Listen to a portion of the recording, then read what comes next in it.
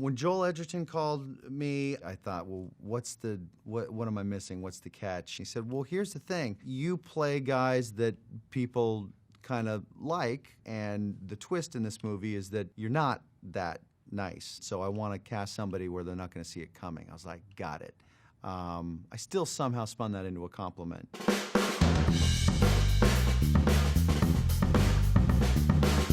James Cooper was the character I played on Little House on the Prairie. He was a sweet young boy that lost his parents to a fiery stagecoach accident. He and his sister, Cassandra, thankfully were in a follow wagon and got to see Mom and Dad tumble down the side of a cliff.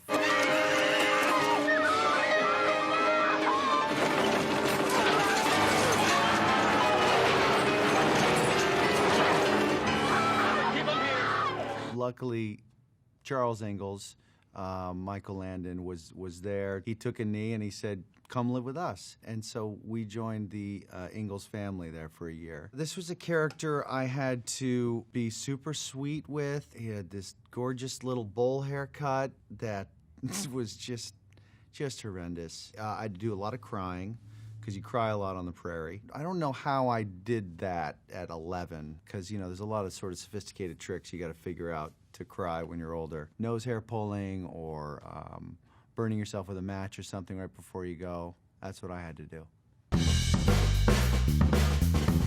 Todd Howard was a character there in Teen Wolf 2 that presented not a lot of creative challenge for me, except for getting in and out of the prosthetic makeup, which took a few hours every day. Back then, they didn't have the ethically safe chemicals one needs to put these things on and off, and I literally got chemical burns on my skin. We had to shut down production for a few days at one point, but, you know, all for the craft, really, you know, and the Academy Awards that we got on the film. So, you know, worth it. Mark Loring was a character I played in Juno. He was a creep to some who watched the film, and then to others that watched the film, they were like, oh, well, he's taking a shine to that young girl because he's lonely. It's interesting to talk to different people about how they read that movie. In fact, I asked the director at one sort of crucial scene, okay, now I have to know, is he trying to, you know, hook up? I think is what the kids are saying nowadays, with this girl, or is he just looking to connect and have a bond with it?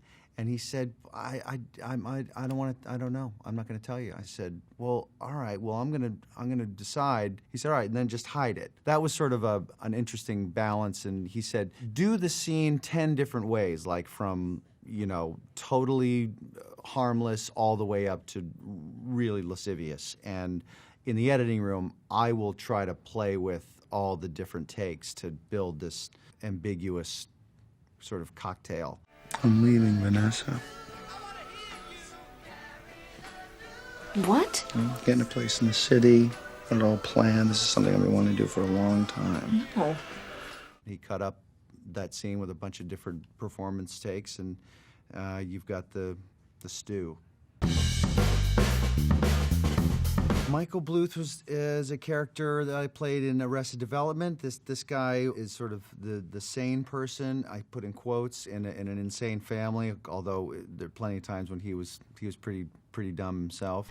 Let's not blame the bike, okay? It's the poor carpenter that blames his shoddy tools for the... Ow! Nice! What is it like to be a part of a cult series? It certainly didn't feel like it at the time, although we thought we were doing something that was mildly amusing for us sickos that were making the show, and fortunately there were enough people that were equally kind of bent that found it. Obviously there weren't enough people, otherwise it would still be on the air, but at least on Fox. But there are enough sickos at Netflix to want more and more of it, so there's that. Dodgeball, I played a character named Pepper Brooks, I believe. I was only on that set for about 3 or 4 hours. I play a guy who does color commentary for a dodgeball tournament, and so they kind of shuffled those scenes throughout a tournament. Because I was there for such a short amount of time, I didn't know really how to fit the comedic tone of the movie. I didn't know what would be too much or too little. And I remember talking to the writer-director, Ross and Thurber, about, like, should my hair be, like, up, like a neck tattoo? Is that too much? And it's like, no, more, crazier, be a real dumbass. And I said, I got that. Looks like it's gonna be a 2-on-1, a menage a trois of pain. Usually you pay double for that kind of action, Cotton. Gary Cole was the other actor next to me, and we were kind of a two-man team, and he's so incredibly talented at figuring out how to be the other balance to some jackass next to him, and he was just beautifully dry, and that was a lot of fun to do that. And then we did a bunch of stuff in the sound booth months later, adding more crazy crap. Hancock, I don't remember the name of the character I played, but it was I play a PR agent that's trying to help Will Smith's alcoholic superhero figure out how to get his image back under control. All I really remember about shooting that movie was just feeling so lucky to be a part of some big-ass Hollywood movie with Will Smith, and Pete Berg was directing it. And it was just a huge production, and I'd never been a part of anything like that, and it was just really cool to see what this incredible crew was able to rig, and the safety units with the stunts and all the effects, and that was awesome. I'd love to do another film like that one day. The Switch was a film that was originally called The Baster because it is about a guy that I play named Wally Mars who, boy, I'm not sure how old the people are that are watching this, but what he does is he takes his, well, semen is a clinical term, and he switches it with what his friend Jennifer Aniston is going to use to make a baby. And he switches out the sperm sample because he feels like, well, why not me? Why didn't you choose me? Then they called it The Switch for obvious reasons, and she and I had a really great time doing it, and we've been really close friends ever since, and that was worth all of it.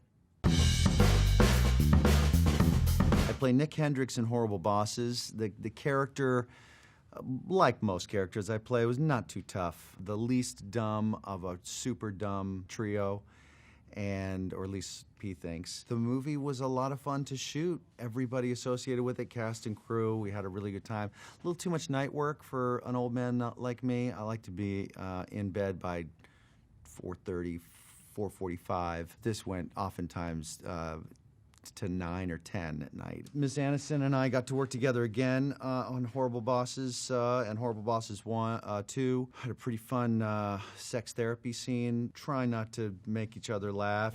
I've just been hitting it hard. I've been hitting it hard. He thinks he's in an AA meeting. Chugging one after the other, sometimes double-fisted, just you know. You know what I'm talking about. So your sexual addiction, it's homosexual in nature. My sex addiction is, and then what did you say? I think the second one is even better than the first, but boy, I guess millions of people just disagreed.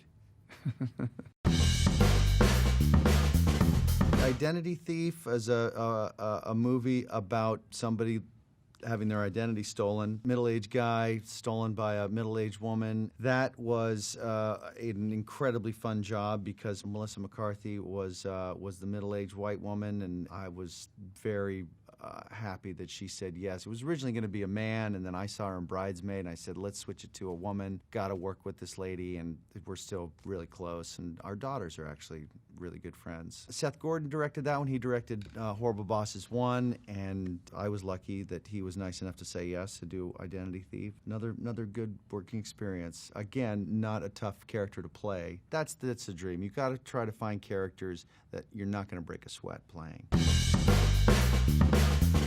So in The Gift, there was this character named Simon Callum that I play who, when Joel Edgerton called me, I was very starstruck to take his phone call. I'm an enormous fan of his. And this movie, The Gift, is a really great job that he did as a first-time director. That was a really positive experience. We shot that in very short number of days. That was a film that Jason Blum produced, and he's got this incredible model where you shoot a movie for not a lot of money in a short amount of time, and it allows you to really keep your vision as a director exactly the way you want it, because he's not overexposed financially, and the movie did pretty well. So very, very happy to have been asked to do that. Nick Wilde was the name of the fox that I played in Zootopia. That's the only, well, no, I did an animated film a long time ago. I forget the name of it, but anyway, check that one out. It's good. But Zootopia was a film that did, I believe it won Best Picture, Animated Picture, if I'm not mistaken. And that was a really eye-opening experience to see how they do things over there at Disney Animation. It took us, I want to say, 3 years to do. I went in there and did about 2 hours of work every 3 months. Their process of changing story around and being really fair to what's working and what's not and pivoting is a whole different process, since there's no reshoots. They just have to erase it and draw something else. Then you go in and you either redo something or you do something a little bit different. And when you see it at the premiere, you then finally know what you've been doing, because their animators are incredibly good at what they do, obviously, and it was a real honor to be a part of one of those films. In Ozark, I play Marty Bird, who's this money launderer who is just dancing as fast as he can to keep his family alive and to accomplish this thing he has promised to do for this drug cartel. He keeps making kind of half-good decisions, good enough to stay alive, but not good enough to get out of trouble. His family is obviously very, very important to him, and he's justifying a lot of these ethically challenged decisions in order to keep them safe and to provide. Laura Linney plays Wendy Bird, and together we're kind of this unit that is trying to figure out a way out as quickly as possible. They're not interested in 2 seasons or 3 or 4. Like they just want the show to be over and get home and make life boring again. And that's something that the writers keep in mind, that there's no reason the show should continue to go on unless they write a conflict legitimate enough to stay in there. They get backed into corners, and there's a reason why they can't go to the cops and end it. So it's a really incredibly tasteful and talented group of people in front of and behind the camera, and I'm really proud to be a part of that. In all of these roles, there's not a real big thread, except I do enjoy playing a character that the audience can relate to and kind of serve as that relatable proxy. Thank you for pretending to be interested in this, and thank you, GQ, for asking.